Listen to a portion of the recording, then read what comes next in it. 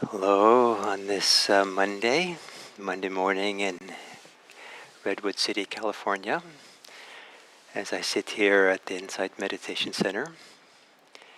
And for this morning's meditation, I'd like to evoke the idea of wholeness.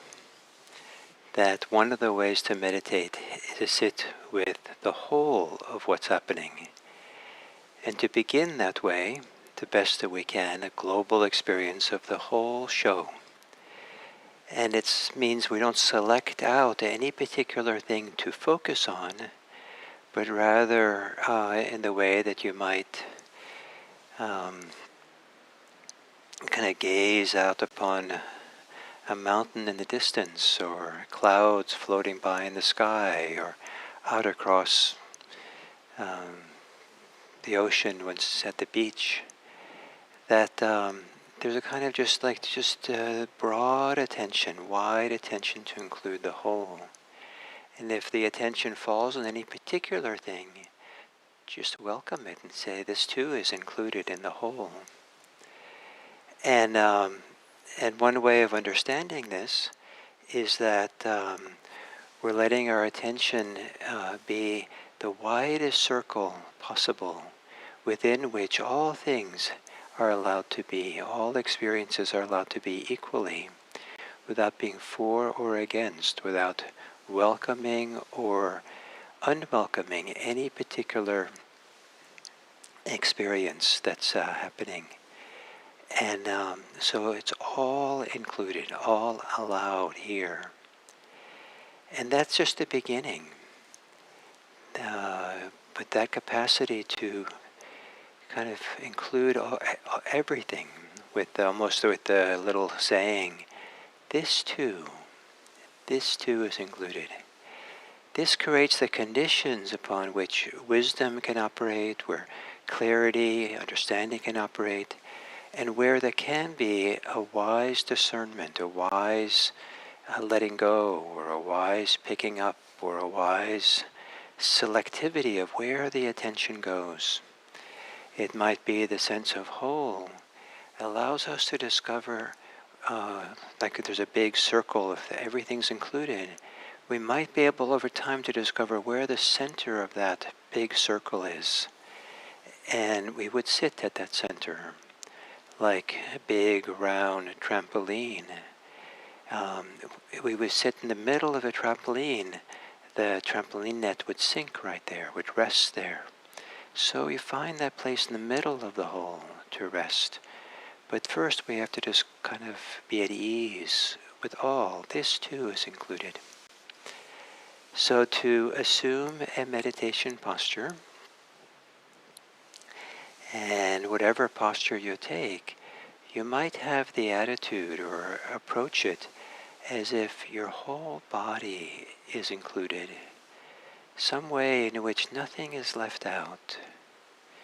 Sometimes if we sit meditating in a chair, and we're sitting with the legs crossed in some kind of casual way, that somehow the legs or one of the feet are not really fully part of the whole process. But if the legs are both kind of squarely there in the chair, and knees more or less at a right angle, and the soles of the feet kind of touching the floor, everything's kind of more included in the process, in the posture. So that's just an example.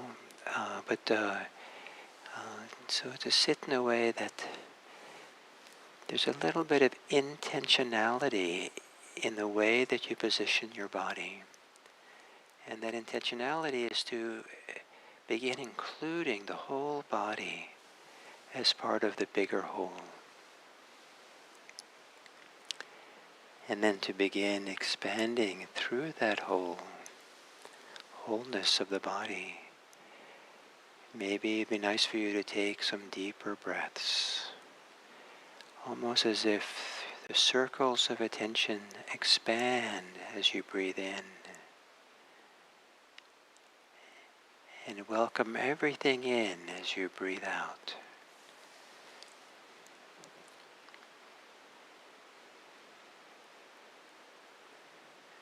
expanding outwards as you deeply inhale,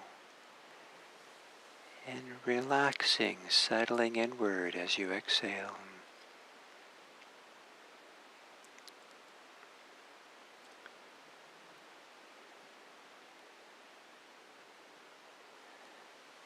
And then letting the breathing return to normal.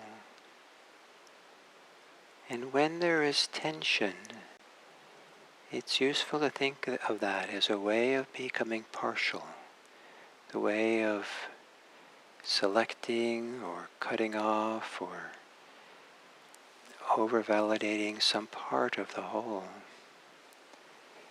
And that relaxing the tension starts making room for all things to be included. Relaxation makes space for all things to come into their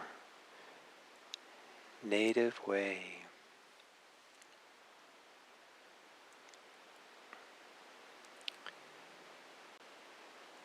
Breathing normally. On the exhale, going through the body and finding places of holding and tension. And on the exhale, relaxing, softening in the body.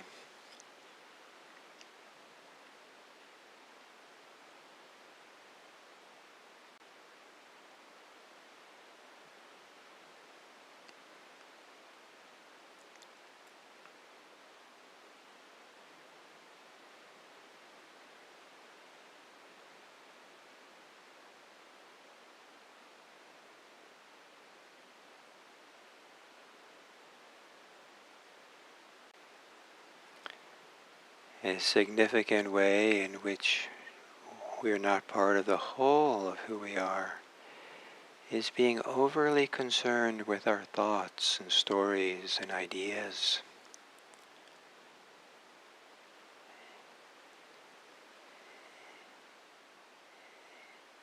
And that over-involvement sometimes involves mental or physical tension or tightness, pressure associated with thinking.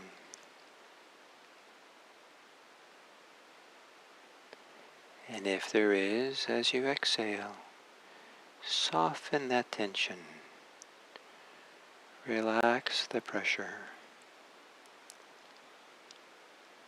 Soften the thinking mind.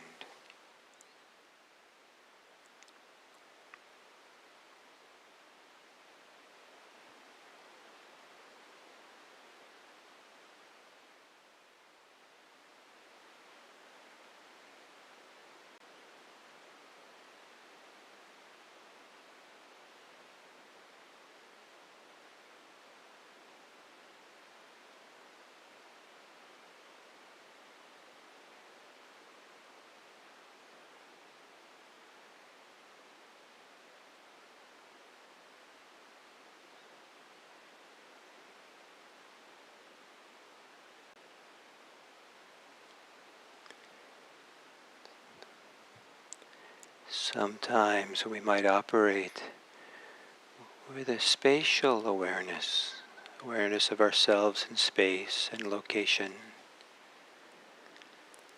It's possible to feel or sense or imagine the space around the body. How we're sitting in a particular room, particular spatial situation. And to, with the eyes closed, to feel and sense beyond the edges of the body, the space, the room,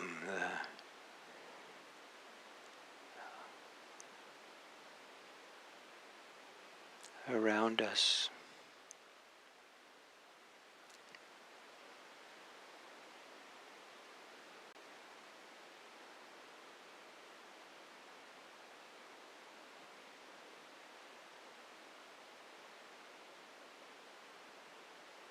And as if that space is the widest circle of our personal wholeness. Anything that happens within that wider circle is allowed to be known and held in awareness. And every particular thing that happens, see it as part of the whole, all of who you are, one piece.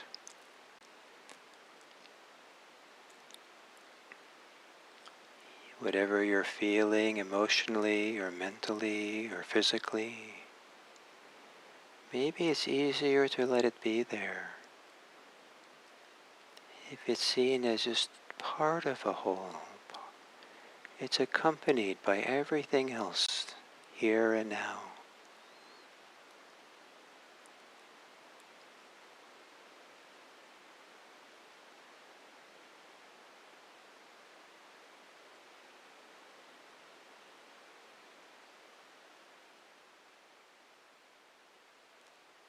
And maybe at the center of it all, like the center of the trampoline,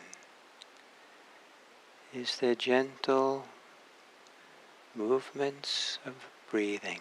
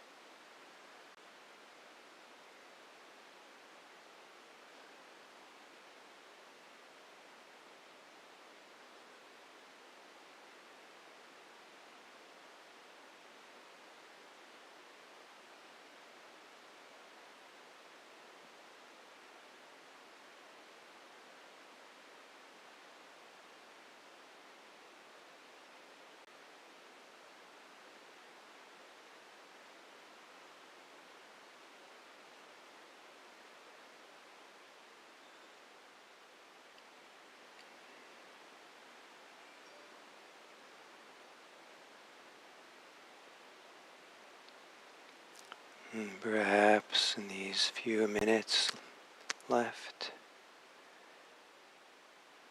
to sit meditating, welcoming all of who we are, forgiving everything, putting down conflict and right and wrong and good and bad, success and failure. Just to sit here in a very simple way, all things included, as we breathe, accompanying all things.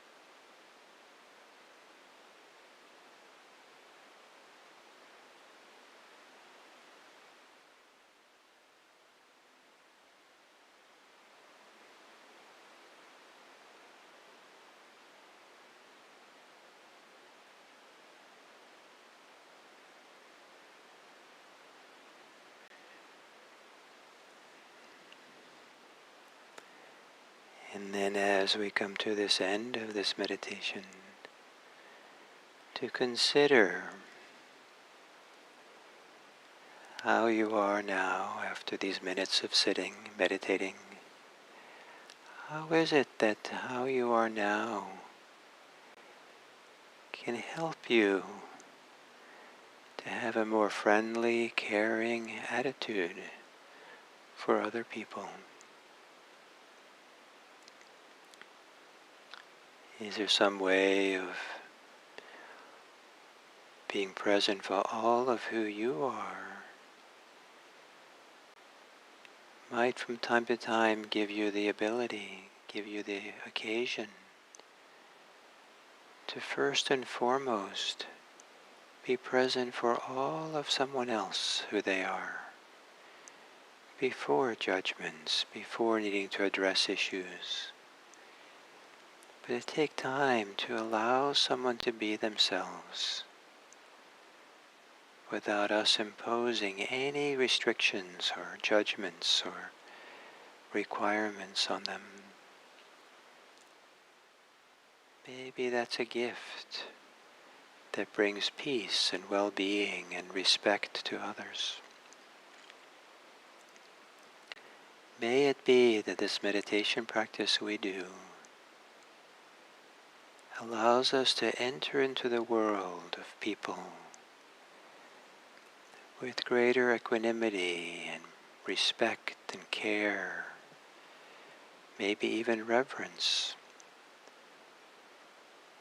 for the whole experience of being a human being that others have. The whole experience of this difficult and challenging human life. May we see people with care. May all beings be happy. May all beings be safe. May all beings be peaceful. And may all beings be free.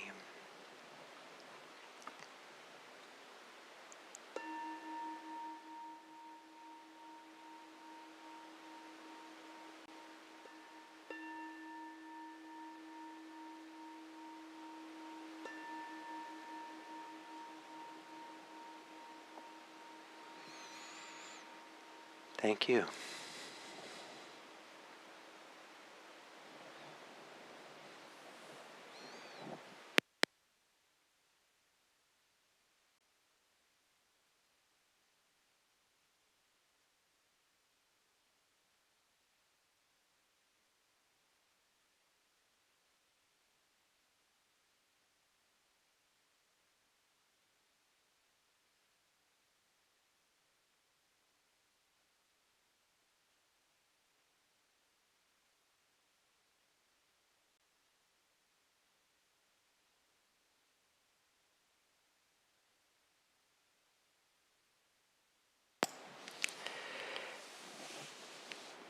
So hello everyone, and welcome to Monday and the first talk in this week's series. And the topic for this week will be what's commonly referred to as the 8 worldly winds. The 8 conditions by which people get caught by circumstances in the world. The winds that they can change, and they blow this way and that way, and we're battered around by them. Sometimes the victims of these, in the way that because of how much we allow them to take over or impact who we are. And to introduce these first, I want to say that it's common enough in Buddhism and meditation circles to have some idea of an ideal state to attain, ideal meditation to experience, where we're just kind of floating in equanimity. We're just kind of feeling so peaceful and at ease, and everything seems so nice. And that's the goal, and if we're not there, then we're not really meditating properly, and so we have some fault, but we have to kind of figure out the secret of how to get into this kind of blissful state, something like that. In contrast to that, I think what mature meditation is like, mature mindfulness, is not that we're living in some kind of blissful state all the time. When the practice really matures, then there's a keen willingness, a keen interest, a keen welcoming of taking a deep look at what gets in the way of mindfulness, what makes mindfulness difficult, what trips us up, where we get attached. And one of the earliest teachings of the Buddha is that what characterizes a wise person is they know how they get caught. They know, understand, and are mindful of their clinging and their challenges. So isn't that a wise person knows how to be peaceful all the time, but the wise person really understands all their difficulties. And that is the stepping stone to peace. And we don't want to bypass that or override it in order to find some degree of peace. But it's by knowing ourselves thoroughly that we can come to a place of peace, and knowing how we cling, how we get caught. And so this is a phenomenally important part of Buddhist practice. And there are some people who prioritize the lofty ideas, the wonderful ideas of nirvana and freedom and liberation, lofty ideas of compassion and loving kindness, and all kinds of things that are very, ideals that are very positive. And in doing so, they overlook the basic foundational work of Buddhism, which everyone needs to do, including the most mature practitioners, and that is to kind of take it, really understand themselves, really understand how we get caught, how we're not peaceful, how we're not equanimous, how we're not loving and generous. Not to understand it with criticism, not to understand it with that makes us a wrong person, but rather this is the means, the ways of opening up more. It's a stepping stone to freedom, a stepping stone to not being caught. And the way not to be caught is to understand how we get caught first. So there's this deep work that has to happen, and not a bypass. It's not jumping over. It's not finding some wonderful solution so we never have to address any of our issues. And so these 8 worldly winds are examples of how human beings often get caught. And so there are 4 pairs: gain and loss, fame and disgrace, or fame and disrepute, and blame and praise, and pleasure and pain. So gain and loss,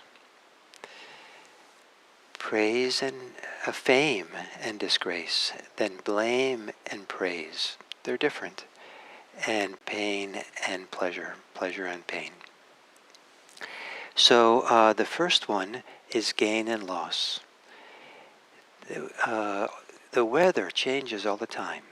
When I lived in Tennessee, their saying was, if you don't like the weather, then wait 5 minutes. The weather changes and moves and is this way and that way. And we, for a little while, we gain the sun, and then the sun goes. The party is washed out in the rain, and then, but then something else happens. And so there's a gain and loss all the time. We gain something new. We buy a new thing, new socks. Soon enough, the socks are old and they have holes in them. Soon enough, we lose one of the socks in the washing machine, and we only have one of the pair. These silly little examples, though, get magnified in all kinds of ways that we gain and lose abilities. We gain in abilities as we grow and we're young, and then as we get older, there's maybe more recognition of losing certain things and abilities. There is gaining wealth and losing wealth. I've known plenty of people who have overnight in a day somehow or other lost much of their savings. And I've known people who were surprised by suddenly receiving something that they hadn't expected. I knew one person who wanted to go to college, didn't have the money, and then was suddenly surprised one day that there was an anonymous donation that made the college possible. And so gain and loss, that's built into human life. And so how do we relate to those when they come? And certainly there can be mudita, some joy, some delight, that healthy gain, and there can be some disappointment with loss. But as a worldly wind, it means our inner stability, our inner freedom, our inner certain kind of peace is sacrificed in our relationship to them. And the way the Buddha talked about it is that when there's gain, we get caught in welcoming it and approving it and validating it. And when there's loss, there's hostility to the loss. There's opposition to it. One translator calls it, there's a rebelliousness to it. And so there's an attitude, there's a way in which we then interact that's more than just a very simple appreciation or a very simple maybe feeling of that, well, I was unfortunate, but we're actively involved in approving, welcoming, this is great, I really like this, and this, holding on to it, maybe building up a sense of self, maybe sometimes it's almost like a drug. We gain something and we're pumped up in some kind of way. We win a lottery ticket with lots of money, and now we're all excited and elated, and we can't wait to start buying everything we want to buy. And then the next day we find out there was a mistake and our number didn't win the lottery, and now suddenly we crash, and we've not only that, but during the 24 hours there we've spent our savings because we thought we were getting more, and now we've lost our savings because of it, and now we crash and are disappointed and furious and angry with ourselves, and so we swing from one to the other, and it's a swinging and back and forth, almost sometimes as a counter reaction to each other, a backlash, swinging one, having our hopes up, swing the other direction and having our hopes crash around loss, gain and loss. And so part of a wise life, a wise Buddhist life, is to be cognizant, to recognize clearly as it happens through the day, now there's a gain, now there's a loss. And then what is our relationship? How does that affect us?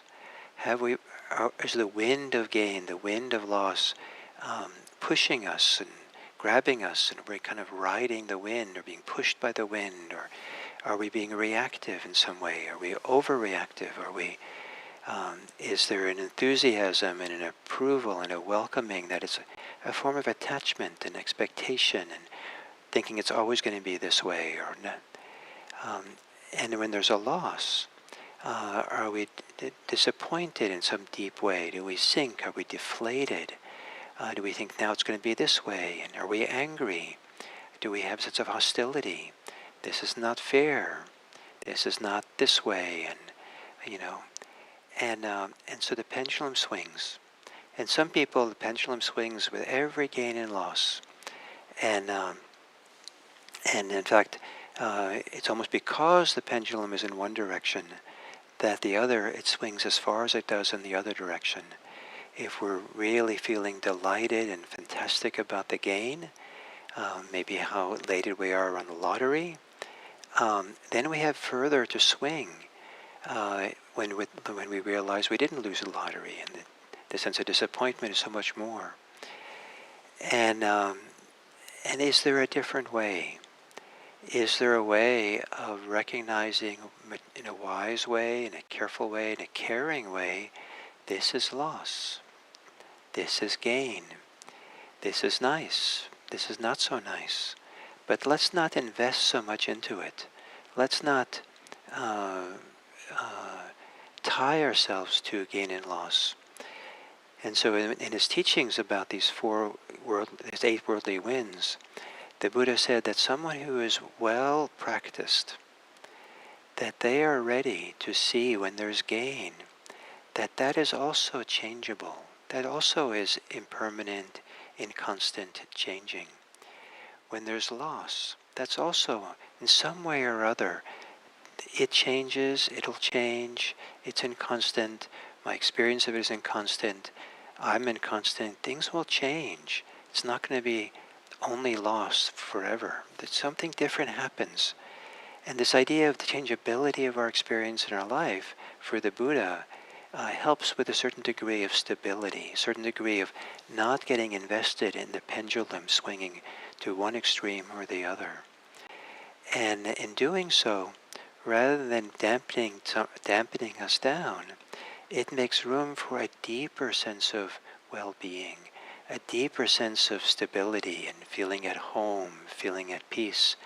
That has more to do with our wholeness, our fullness, our deep inner connection to ourselves that we don't have when our sense of happiness and sadness is tied to gain and loss in the world, to things that we gain and lose, as opposed to some deep inner place that is not about gain and loss, but about a sense of at-homeness, peace, stability here with ourselves.